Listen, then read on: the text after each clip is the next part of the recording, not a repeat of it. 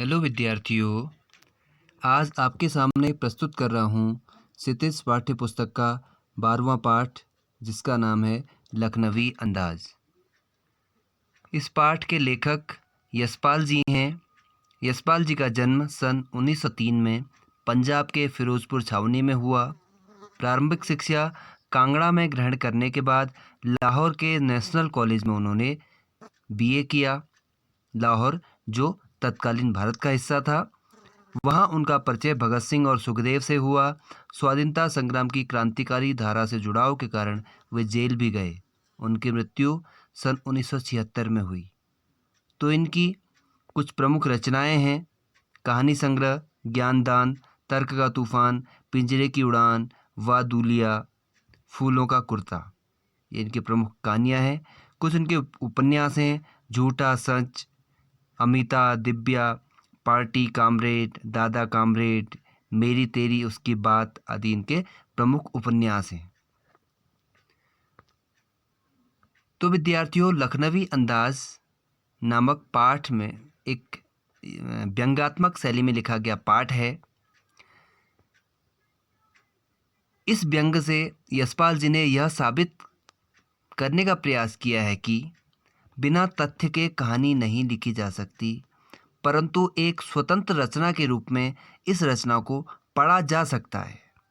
यशपाल उस पतनशील सामंती वर्ग पर कटाक्ष करते हैं जो वास्तविकता से बेखबर एक बनावटी जीवन शैली का आदी है। कहना न होगा कि आज के समय में भी ऐसी परजीवी संस्कृति को देखा जा सकता है। सामंती संस्कृति अर्थात जो दिखावे पर अधिक विश्वास करते हैं, भले स्थिति उनकी दिखावे के लायक ना हो तो, लेकिन फिर भी वो लोग जो है दिखावे के लिए जीवन जीते हैं अपना, उसको सामंती वर्ग कहा लेखक ने। तो यहाँ पर उन्होंने उन पर कटाक्ष करते हुए इस पाठ को लिखा है लखनवी अंदाज। जैसा कि इसके नाम से ही पता लग रहा है कि लखनऊ का अंदाज, लखनऊ को नवाबों का शहर कहा जाता है। तो नवाबी ठाट के एक व्यक्ति यहाँ पर हैं और एक लेखक, दो पात्र इस कहानी के हैं। लखनवी अंदाज कहानी की शुरुआत कुछ इस तरह होती है। लेखक को अपने घर से थोड़ी दूर कहीं जाना था।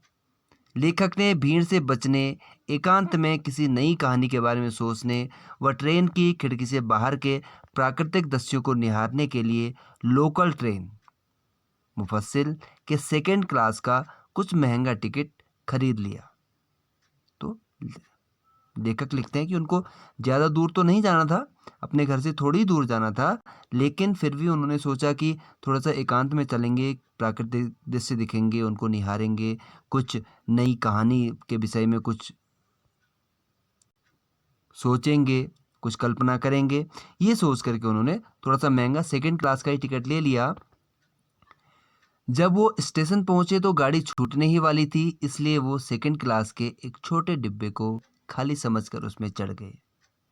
लेकिन जिस डिब्बे को वो खाली समझकर चढ़े थे, वहाँ पहले से ही एक लखनवी नवाब बहुत आराम से पालथी मारकर बैठे हुए थे और उनके सामने दो ताजे खीरे एक तौलिए के ऊपर रखे हुए थे। तो जैसा कि लेखक का अनुमान था कि ट्रेन खाली होगी, वो खाली समझकर उस डिब्बे पर चढ़ गए, परंतु अनुमान के मुताबिक डिब्बा खाली नहीं था।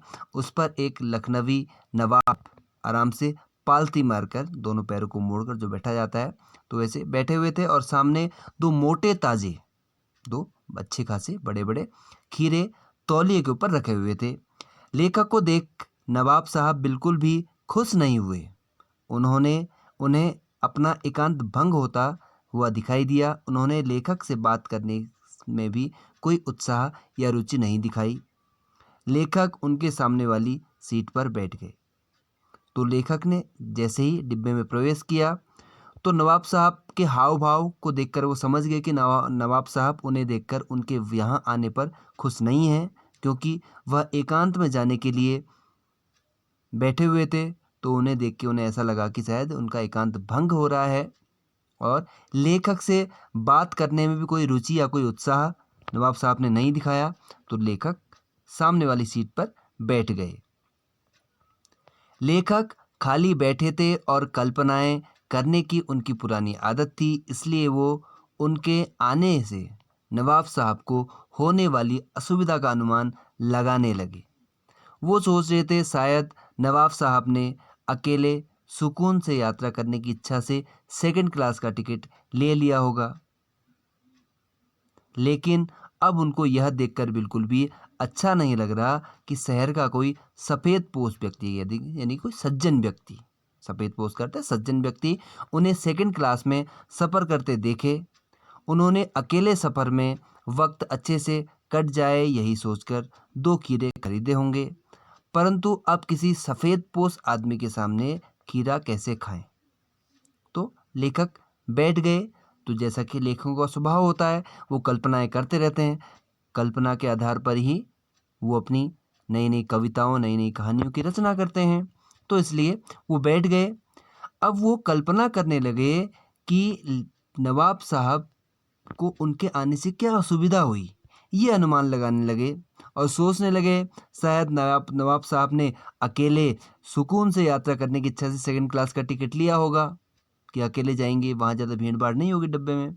लेकिन अब कोई दूसरा व्यक्ति उस डिब्बे में आ जाए और उनका एकांत भंग हो और नवाब साहब को कोई सज्जन व्यक्ति सेकंड क्लास में सफ़र करते देखे, तो ये उनको शायद अच्छा नहीं लगा और उन्होंने थोड़ा सा टाइम पास हो जाएगा, सफ़र में वक्त अच्छे से कट जाएगा, यही सोचकर 2 खीरे खरीद लिए होंगे। लेकिन खीरे जैसी साधारण चीज़ वो अब किसी एक सामान्य आदमी के सामने कैसे खाएं? ऐसी कल्पना लेखक ने नवाब साहब के प्रति की। नवाब साहब गाड़ी की खिड़की से लगातार बाहर देख रहे थे और लेखक कनखियों से नवाब साहब की ओर देख रहे थे। कनखियों से अर्थात ऐसे तिरछी नज़र से देखना, ऐसे गर्दन से नीचे करके साइड से हम ऐसे देखते हैं कानों के पास से। तो नवाब साहब खिड़की से लगातार बाहर देख रहे थे, लेखक उनको तिरछी निगाहों से देख रहे थे। अचानक नवाब साहब ने लेखक से खीरा खाने के लिए पूछा, लेकिन लेखक ने नवाब साहब को शुक्रिया कहते हुए मना कर दिया। उसके बाद नवाब साहब ने बहुत ही तरीके से खीरों को धोया और उसे छोटे छोटे टुकड़ों फाँक में काटा। फिर उसमें जीरा लगा, नमक मिर्च लगाकर उनको तौलिए में करीने से अर्थात बहुत ही तरीके से सजाया। तो नवाब साहब ने अचानक उनका स्वभाव बदला, तो उन्होंने लेखक को खीरा ऑफर किया कि आप खीरा खाइए, पूछा, लेकिन लेखक ने नवाब साहब को शुक्रिया कहते हुए कि मना कर दिया, जी नहीं है शुक्रिया, आप ही खाइए। उसके बाद नवाब साहब ने बहुत उसको तरीके से उस खीरे को धोया, उसके छोटे छोटे फाँकों में, टुकड़ों में उसको काटा और उसके बाद उसमें जीरा लगा हुआ नमक लगाया, मिर्च लगाई और उसको तरीके से तौलिए में सजा दिया। एक एक करके बहुत अच्छे तरीके से उनके सारी फाँकों को, सारे टुकड़ों को रख दिया। इसके बाद नवाब साहब ने एक और बार लेखक से खीरा खाने के बारे में पूछा, क्योंकि लेखक पहले ही खीरा खाने से मना कर चुके थे। इसलिए उन्होंने अपना आत्मसम्मान बनाए रखने के लिए इस बार पेट खराब होने का बहाना बनाकर खीरा खाने से मना कर दिया। तो नवाब साहब ने खीरा काटा, उनमें नमक लगाया, उनको अच्छे से तौली में सजा दिया।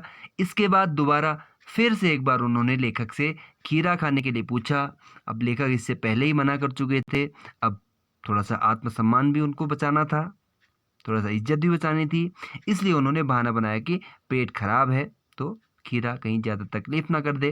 तो ये कर सोच के लेखक ने मना कर दिया।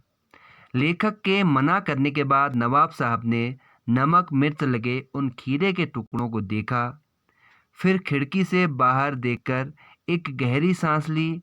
उसके बाद नवाब साहब खीरे की एक फाँक टुकड़े को उठाकर होठों तक ले गए, फाँक को सूंघा। स्वाद के आनंद में नवाब साहब की पलकें मुद गईं। मुंह में भर आए पानी का घूंट गले में उतर गया।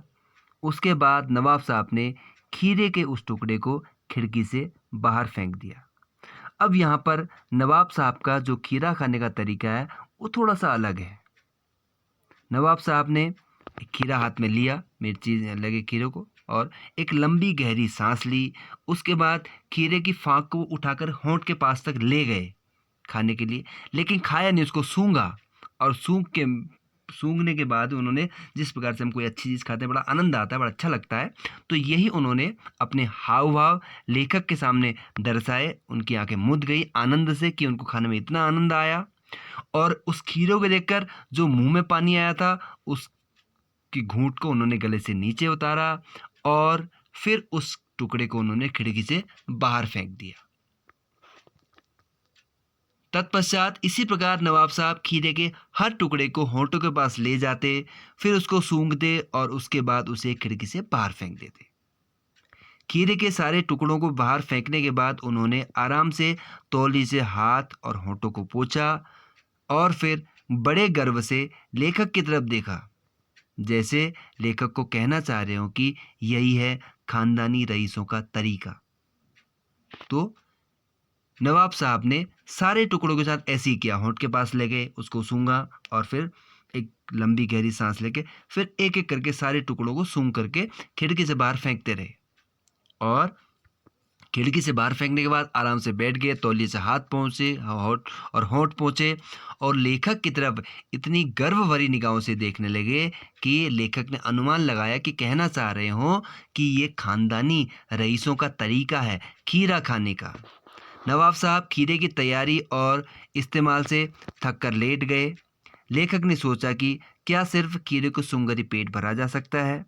तभी नवाब साहब ने एक जोरदार डकार ली और बोले, खीरा लजीज होता है पर पेट पर बोझ डाल देता है। उसके बाद नवाब साहब ने खाया तो नहीं खीरा, सिर्फ उन्होंने खीरे की तैयारी की, उसको काटा, उसका इस्तेमाल किया, उसको बाहर फेंका सूंघ के। तो लेखक ये कह रहे हैं कि हो सकता है उनको बहुत थकान हो गई हो, ये व्यंग्यात्मक बात है, और ये थक कर वो लेट गए। अब लेखक कल्पना कर रहे हैं कि क्या सिर्फ खीरे को सूंघकर ही पेट भरा जा सकता है।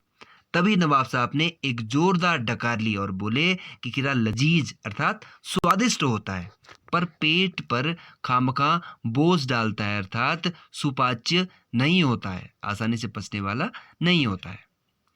यह सुनकर लेखक के ज्ञान चक्षु खुल गए। उन्होंने सोचा कि जब खीरे की सुगंध और स्वाद की कल्पना से ही पेट भरकर डकार आ सकती है, तो बिना किसी विचार, घटना, कथा वस्तु और पात्रों के सिर्फ लेखक की इच्छा मात्र से नई कहानी भी तो लिखी जा सकती है।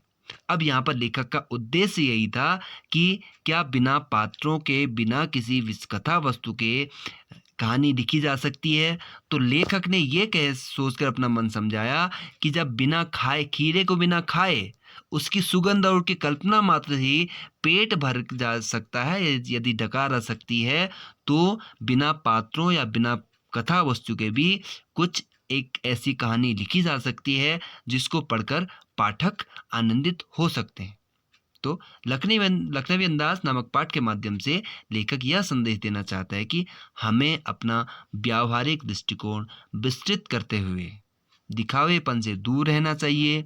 हमें वर्तमान के कठोर यथार्थ का सामना करना चाहिए तथा काल्पनिकता को छोड़कर वास्तविकता को अपनाना चाहिए, जो हमारे व्यवहार और आचरण में भी दिखना चाहिए। जिस प्रकार से नवाब साहब ने यहाँ पर काल्पनिक तरीके से खीरे खाए, काल्पनिक जीवन जी रहे हैं, तो इससे हमें बाहर निकल करके हमें ज़्यादा दिखावा नहीं करना चाहिए, दिखावे आदि से हमको दूर रहना चाहिए और अपना जो है एक वास्तविकता को अपनाना चाहिए।